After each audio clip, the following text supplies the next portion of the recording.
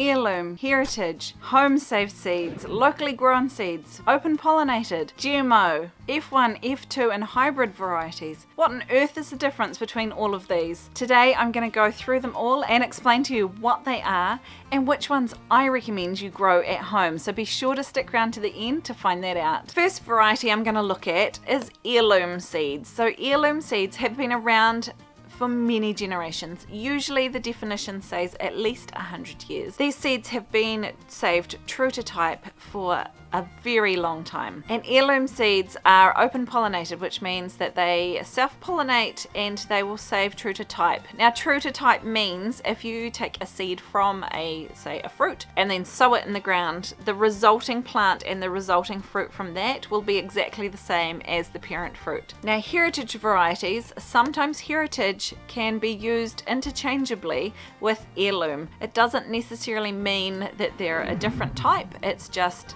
some people call them one and some people call them another. Both heirloom and heritage, they are all open pollinated, but you can get open pollinated seeds which are not considered heirloom or heritage. These are seeds that are self-fertile. They will grow true to type if you save the seeds from them, but they haven't been around for that 100 years or more, or for as many generations as some of the older seeds have. But that doesn't mean you can't save your own seeds, because you can. And it doesn't mean they're not good varieties, because a lot of them are really good varieties. If you want to save your own seeds, and I recommend that you do, it's a great skill to have, and it means that you're always going to have the seeds that you need. But if you want to save your seeds, you need a seed that is at least marked open pollinated, and if not open pollinated, then either heirloom or heritage, depending on who's marketing them. Locally grown seeds, hopefully saved by someone that knows what they're doing, is a great way of not only getting these heritage old-fashioned breeds, or at least some good quality open pollinated seed, but it's also a great way of getting seeds that have been adapted to your local environment, which is actually why I prefer to save my own seeds, because you save them from the plants that have done best in your specific garden. Some people will sell home saved seed, or they might give you some that they've saved, and in some instances that's perfect. Most tomatoes, for example, will grow true to type if you keep the seeds.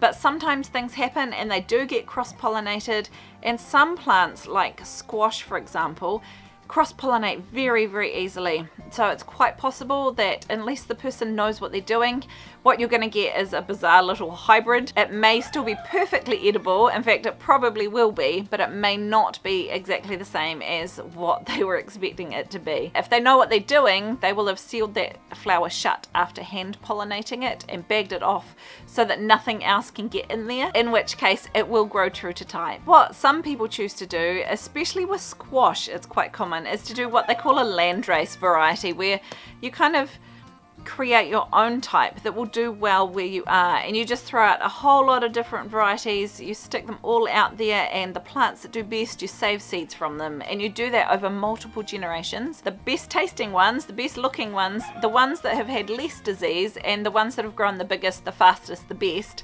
keep those seeds, and you'll find that you can develop your own types that you particularly like, that do really well in your garden. A lot of the plants that you can buy as transplants, or a lot of the vegetables you buy at the supermarket, are what is called a hybrid.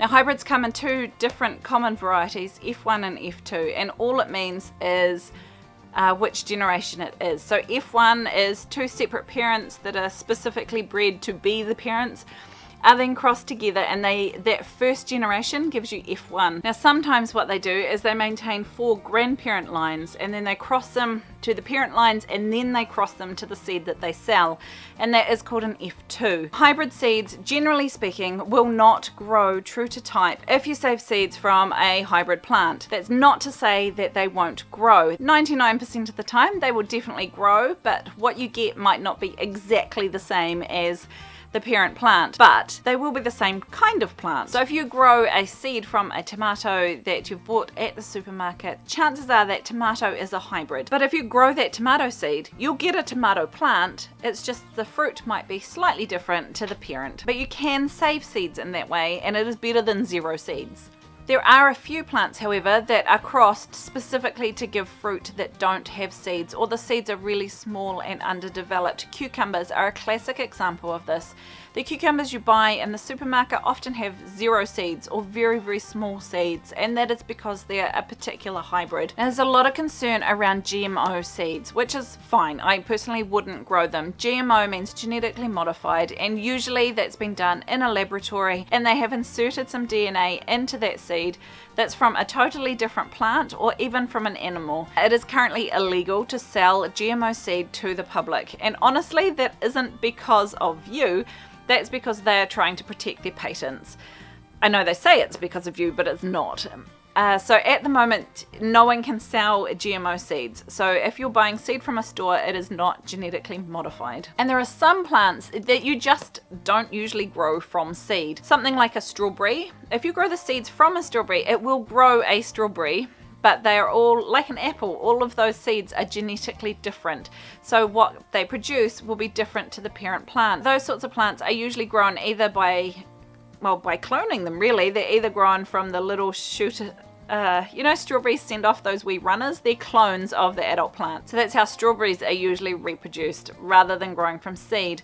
Apples are cloned by using the sticks and grafting them onto rootstock rather than growing them from seed, and others are grown from the tubers from the parent plant. So you don't grow potatoes from seed, you grow them from seed potatoes, which is actually just a potato. And most tubers, you plop the tuber in the ground and it will grow more. What do I recommend you grow at home? I actually recommend you try a mixture. Hybrids or F1s are perfect for making sure that you're getting disease resistance, fast growing and reliable crops. So sometimes they're just what you need to make sure you're getting a decent supply of food. Alternatively, you can grow heirloom or ideally some locally seed saved heirloom varieties. One, they give you some interesting varieties, but two, the locally saved ones are adapted to your area. And hopefully they've been saved by someone that knows what they're doing. So you're getting one that is saved true to type, but it's also adapted to your area, which is like the ideal seed really for a vegetable grower. And personally, I like to save as many of my own seeds as I can. And so because of that, I do predominantly grow at least open pollinated, if not heirloom varieties. So I hope this has cleared some things up for you. It doesn't really matter which one you choose to grow, but if you're wanting to save your own seeds, be sure to grow an open pollinated variety, either an heirloom or heirloom, depending on how you want to say it, or heritage, or just an open pollinated variety. I hope you found this video helpful. If you have, check out this other video on how to save your own tomato seeds.